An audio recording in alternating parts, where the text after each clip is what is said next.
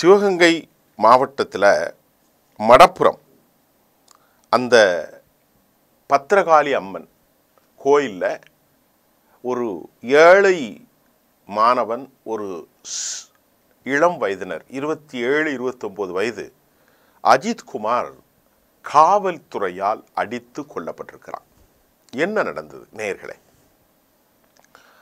அஜித்குமாரை காவல்துறை அடித்து படுகொலை செய்யப்பட்ட சம்பவம் எப்படி சாத்தாங்குளத்தில் ஜெபராஜ் பெரிக்ஸ் கொல்லப்பட்டார்களோ அதுக்கு சமமான அல்லது அதைவிட சற்று மேலான தூத்துக்குடியில் 13 பேர் படுகொலை சிரிப்பர் தாக்குதலில் எப்படி ஸ்டெர்லைட் ஆலைக்கு எதிராக படுகொலை செய்யப்பட்டார்களோ அதற்கு சமமாக அல்லது அதற்கு மேலாக இங்கே நாம் ஒரு உயிர் என்று சொல்வது பெரும் தவறு. ஏனென்று சொன்னால் இறந்து போன தம்பி அஜித்குமார் அவர்களுடைய தந்தை இறந்து விட்டார், அவருடைய சகோதரர் ஒருவர். இப்படிப்பட்ட சூழ்நிலையில் அன்றைக்கு மடப்புறம் காளி கோயிலுக்கு திருமங்கலத்தை சார்ந்த மதுரையிலிருந்து ஒரு அம்மா வயதான தன் தாயோடு சாமி கும்பிடுவதற்கு வந்ததாகவும் காரை எடுத்து பார்க் செய்வதற்கு அவர்கள் அஜித்குமாரின் உதவியை நாடியது பொழுது அஜித்குமார் கார் ஓட்டுவதற்கான சரியான பயிற்சி இல்லாதால் ஒரு ஆட்டோ டிரைவர் மூலமாக அவற்றை சரி செய்ததாக சொல்லப்படுகிறது.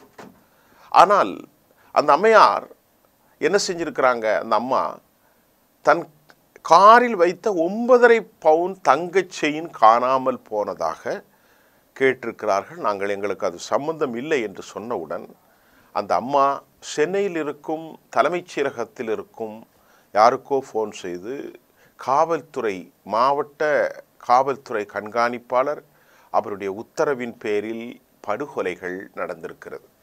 தோழர்களே, இந்த படுகொலை மிக தாமதமாகத்தான் எஃப்ஐஆர் போடப்பட்டிருக்கிறது. அது வேறு விவகாரம். அஜித்குமார் குடும்பத்தில் அவருடைய தாயார் பேசுவதற்கு நாதியத்த அளவிலே சென்று விட்டார்கள். தமிழக முதல்வர் திரு ஸ்டாலின் பேசுகிற போது அவருடைய பேச்சில் நமக்கு ஒரு துணியை கண்டுபிடிக்க முடியுது. ஏன்னா பாதிக்கப்பட்ட தாயோடு சரி கவலைப்படாதீங்க, எல்லாம் சரி பண்ணிக்கலாம், இப்படி ஒரு முதலமைச்சர் பேசுவாரா என்ற கேள்வி எழுகின்றது. முதலமைச்சர் நேரடியாக இறந்து போன அஜித்குமாரின் வீட்டிற்கு சென்று அமர்ந்து பேச வேண்டும். கருப்பன் அந்த திமுகவுடைய அமைச்சர் செல்கிறார், அவர் முதல்வருக்கு ஃபோன் செய்கிறார். முதல்வர் சம்பிரதாய நடவடிக்கையின் மூலமாக 1.5 நிமிஷத்தில் ஃபோன் செய்து முடித்து விட்டார். எந்த அளவுக்கு இது கொடுமை பாருங்க. அந்த அம்மாட்ட சொல்கிறாரு, நான் ஸ்டாலின் பேசுகிறேன், நீங்கள்லாம் கவலைப்படாங்க, எல்லாம் சரி பண்ணிக்கலாம், மனசு தைரியமாக இருங்க. இதுதான் சரி. அந்த அம்மாவே அழுது புழும்பி தன் பிள்ளை இழந்த சோகத்தில் இருக்காங்க, புத்திர சோகம். அவருடைய சகோதரர் 2 வார்த்தை பேசுகிறார். சார், இந்த மாதிரி என் தம்பி இது பண்ணிட்டான் போயிட்டான், சரி தைரியமாக இருங்க, கொடுக்க வேண்டியெல்லாம் கொடுத்து எல்லாம் சரி பண்ணிக்கலாம் அப்படின்னு முதலமைச்சர் பேசுகிறார். இது என்ன நியாயம் என்பது எங்களுக்கு புரியவில்லை. தமிழகத்தினுடைய காவல்துறை கையில் வைத்திருக்கக்கூடிய திரு ஸ்டாலின் அவர்களும் தமிழகத்தினுடைய போலீஸ் துறையில் இருக்கும் இந்த அநீதிக்கு முதலமைச்சர் என்ன எதிரொலிப்பை செய்ய வேண்டும்? நேற்று இதில் மிக முக்கியமான கேள்வி, உயர்நீதிமன்றத்தில் விசாரணை நடந்து வருகிறது.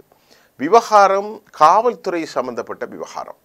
சென்னையில் அண்ணா யூனிவர்சிட்டியில் ஞானதேசிகன் விவகாரத்திலும் காவல்துறை சம்பந்தம் இல்லாமல் திராவிட முன்னேற்ற கழகத்தைச் சேர்ந்த வட்டம் பகுதி செயலாளர்கள் மற்றும் அமைச்சர்கள் இதில் பேசுவதற்காக சில செய்திகள் 30 ஆண்டு சிறை தண்டனை பெற்ற ஞானதேசிகன் வழக்கில் சென்னை அண்ணா பல்கலைக்கழகத்தில் நடைபெற்றது.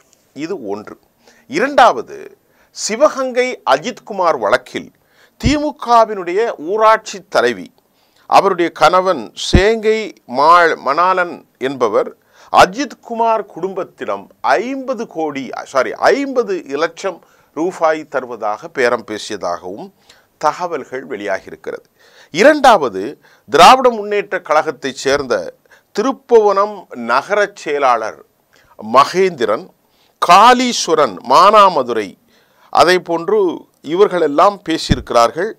டிஎஸ்பி உடலை பெற்றுக்கொள்ளாமல் பிரச்சனை செய்ய வேண்டாம், உங்களுக்கானதை நாங்கள் வாங்கி தருகிறோம் என்று திமுகவினுடைய ஊராட்சி தலைவர் கணவன் சேங்கை மாலன் அஜித்குமார் குடும்பத்தோடு பேரம் பேசியதின் மர்மம் என்ன?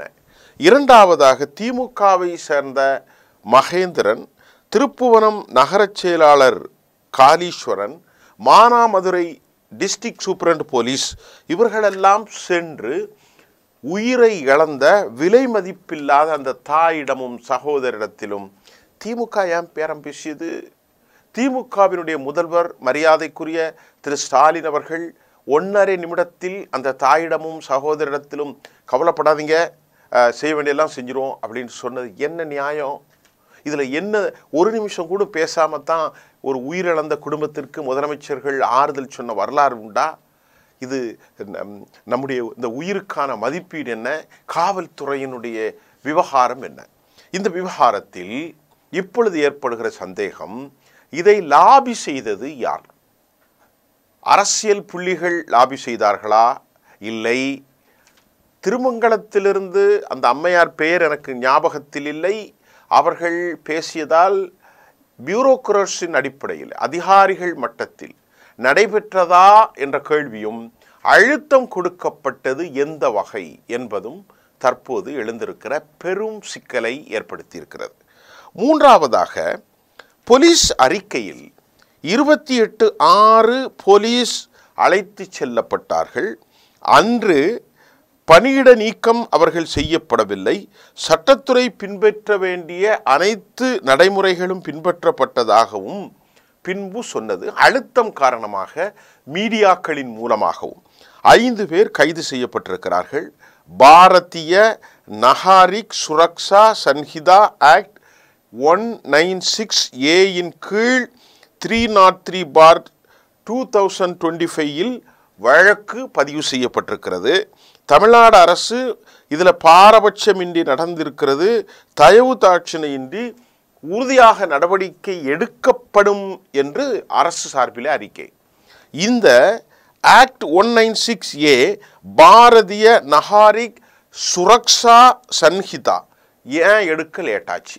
ஒன்று. இரண்டாவது, இந்த சிறுவன் 44 இடங்களில் அடிக்க வேண்டிய கொடூரம் என்ன? மிருகங்களை விட ஒரு கனபாலிசமாக 4 காவல்துறை அதிகாரிகள் 44 இடங்களில் அடித்து அதன் மூலமாக அவருடைய தலைப்பகுதி, மூக்கு பகுதி, உதரவிதானம், வயிற்றின் அடிப்பகுதியில் இருந்தால் இரத்த கசிவுகள், உள்ளுறுப்புகளில் இரத்த கசிவுகள்.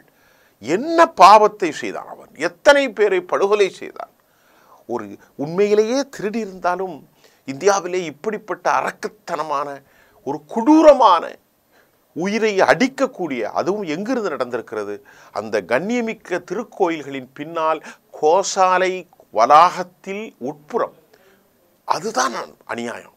அந்த இரத்த சேம்பிள் கூட எடுக்கப்படல, கவனமாக துடைத்திருக்கிறார்கள். நல்லா கவனிங்க, இரத்த சேம்பிள் கூட எடுக்கல.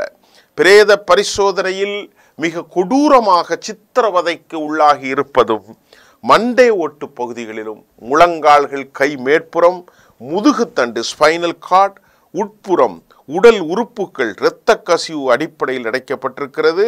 இந்த கொடூர தாக்குதலை வைத்து அவன் கடுமையாக வலி ஏற்பட்டு தண்ணீர் கேட்டிருக்கிறான். தோழர்களே, எனக்கு இதை பேசுறதுக்கே சங்கடமாக இருக்குது. தண்ணி கொடுக்காம அந்த பையனை வாயில் சில்லி பவுடர் அள்ளி போட்டு மூக்கை பொத்தி அடித்திருக்கிறார்களே. இது தமிழ்நாடா? வேறு என்ன? வழக்கறிஞர்கள் உடற்கூறு செய்யும் முன் அவங்க அம்மா இல்லை சகோதரன் உடலை பார்ப்பதற்கு அனுமதி மறுத்திருக்கிறார்கள். டிஎஸ்பி சிறப்பு படை தலைமை காவலர் கண்ணன் திருப்புவனம் வந்து அஜித்தை சந்தித்தது ஏன்? அந்த ஊரில் 9.5 பவுன் லோக்கல் ஆய்வாளர், துணை ஆய்வாளர், சப் இன்ஸ்பெக்டர், துணை சப் இன்ஸ்பெக்டர், ஏட்டு இவர்கள் தானே விசாரிக்கணும். டிஎஸ்பி தலைமை காவலர் கண்ணன் சிறப்பு படை தலைமை காவலர். இவ்வளவு காலத்தில் சிறப்பு படையை நீங்கள் அரேஞ்ச் பண்ணது என்ன? Special investigation team. தேச துரோக குற்றம் இல்லை, நல்லா கவனிங்க. படுகொலை குற்றம் இல்லை, பயங்கரவாத குற்றம் இல்லை, குண்டுகளை வெடித்த குற்றம் இல்லை, ஒன்றுமே இல்லை. ஒரு திருட்டு வழக்கு. திருப்பி சொன்னால் அதனுடைய மதிப்பு ஒரு 5 லட்சம் 6 லட்சம் இருக்கும் என்று வைத்துக் கொள்ளுங்கள். அது ஒரு பெட்டி கேஸ் தான். அதற்காக ஒரு பையனை அடித்து 29 வயது பையனை டிஎஸ்பி வந்திருக்கிறாரு, டிஸ்ட்ரிக்ட் சூப்பரண்டு போலீஸு வந்திருக்கிறாரு, எஸ்பி உத்தரவில் நடந்திருக்கு. அது மட்டும் இல்லாமல் சிறப்பு படை தலைமை காவலர் கண்ணன் திருப்பம் வந்து அஜித்தை சந்தித்தது ஏன்பா?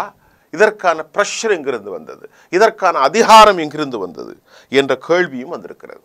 நீதிமன்றம் கடுமையாக கொடூரமாக முகத்தை நீ எந்த இடத்தில் இந்த கொடூர சிந்தனை செய்தாய் என்ற கேள்வியை மனசாட்சியோடு அணுகியிருக்கிறது. தோழர்களே, இந்த வழக்கை நீதிபதி கேட்கிறாரு, மாவட்ட காவல்துறை கண்காணிப்பாளரை ஏன் பணியிடை நீக்கம் இடமாட்டம் செய்தீர்கள்? பணியிடம் அவரை உடனடியாக டிஸ்மிஸ் செய்யாமல் ஏன் வந்து டிரான்ஸ்ஃபர் செஞ்சிருக்கீங்க? நீதிபதி கேட்குறாங்க.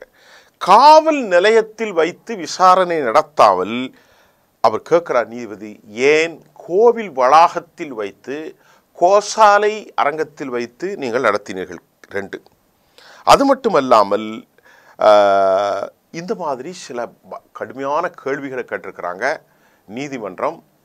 இதற்கிடையில் இறுதியான ஒரு செய்தி, பாதிக்கப்பட்ட போலீஸாருடைய மனைவி பிள்ளைகள்லாம் வந்து என்ன சொல்கிறாங்கன்னா, எங்களுடைய கணவன்மாரை நீங்கள் விடுங்கள், உயரதிகாரிகள் சொல்லாமல் நாங்கள் எங்களுடைய கணவன்மார் அடித்திருக்க மாட்டார், இந்த அஜித்துக்கும் எங்களுடைய பிள்ளைகளுக்கும் எங்களுடைய கணவனுக்கும் எந்த சம்பந்தம் இல்லை, வளர்க்குற எங்களுடைய பிள்ளைகள் நாளைக்கு அப்பா எங்கன்னு கேட்டால் என்ன பதில் சொல்வேன் அப்படின்னு அவங்க தரப்புல உள்ள நியாயத்தை அவங்க பேசுகிறாங்க. எது எப்படியோ, யார் சொன்னாலோ, திராவிட முன்னேற்ற கழக தலைமை சொன்னாலோ அல்லது தலைமைச் செயலகத்திலிருந்து அரசு அலுவலர்கள் சொன்னாலோ, அதே போன்று 3ஆவதாக நம்முடைய லோக்கல் எஸ்பி சொன்னாலோ, அதெல்லாம் திமுகவினர் அழுத்தம் கொடுத்தாலோ அதையெல்லாம் பிரச்சனை இல்லை. யார் கொடுத்தார் என்பது தெரியாது. இறந்து போனது ஒரு ஆத்மா, ஒரு பரிசுத்தமான பிள்ளை. இதற்கு நீதி வேண்டும். எப்படி இன்றைக்கும் பேசுகிற போது சாத்தாங்குளத்தில் கண்ணீர் வருகிறது. ஏனால் அந்த ஊர் எங்களுக்கு சொந்த ஊர். உறவுகளோடு இருக்கக்கூடிய நல்ல ஒரு கிறிஸ்தவ சமூகத்தை சார்ந்த அந்த பிள்ளை அடித்து 2 பேரும் தந்தையும் பிள்ளையும் ஜெபராஜ் மற்றும் அவருடைய பையன் பெலிக்ஸ் தாக்கப்பட்டார். அதை விட கொடூரம். உண்மையிலேயே திமுக அரசுக்கு ஆட்சியிலே பெரும் கேள்வி எழுகிறது. தோழர்களே, இது ஒரு அராஜகம், இது ஒரு இன கருவறுத்தலை போன்று காவல்துறை செய்கிற அநீதி. இது நடக்கவே கூடாது. இது முதலும் கடைசியுமாக இருக்கணும். அதில் ரொம்ப மன வருத்தம். இன்று காலையில் 1 நிமிஷத்தில் முதலமைச்சர் நீங்கள் கவலைப்படாங்க, எல்லாம் பார்த்துக்கலாம், செய்யலாம், செஞ்சுக்கலாம். இது என்ன பேச்சு? இதுதான் முக்கியம். தமிழ்நாட்டில் இந்த கொடூரங்கள் ஒருபோது நடக்கக்கூடாது.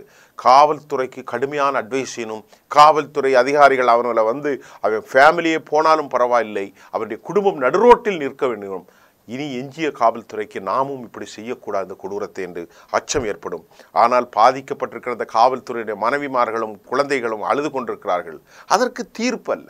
நீ எஸ்பி சொல்லினாலும் யார் சொன்னாலும் அடித்தது நீந்தான், 44 இடத்தை சிதறித்து நீந்தான், அந்த ஆத்மாவை கொடூரமாக காயப்படுத்தியது நீந்தான். உனது கணவன்மார்கள் தண்டனை அனுபவித்து தீர வேண்டும் என்பதுதான் நீதி. பொறுத்திருந்து பார்ப்போம். சிபிஐ கையில் வழக்கு இடமாற்றம் செய்யப்பட்டிருக்கிறது. இது குறித்தும் பல பார்வைகள் இருக்கிறது. அடுத்தடுத்த செய்திகளோடு நன்றி.